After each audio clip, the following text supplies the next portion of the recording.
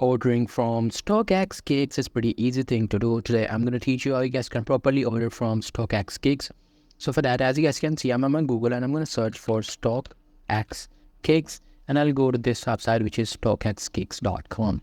Now here you will be able to see all the replicas of the shoes. So you just need to select whatever the product that you want to buy. Suppose I want to buy this shoe, so I'm just going to click on that, and after that you simply have to select your size, whatever the size you have. After that you have to select the amount of product that you want to buy. You can either directly add it to cart, or you can simply click on buy now.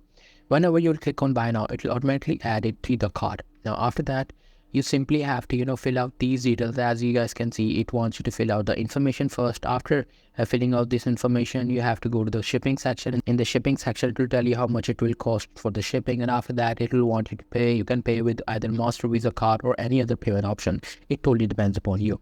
So that's pretty much it. That's how you guys can do it. Hope you guys find this video helpful.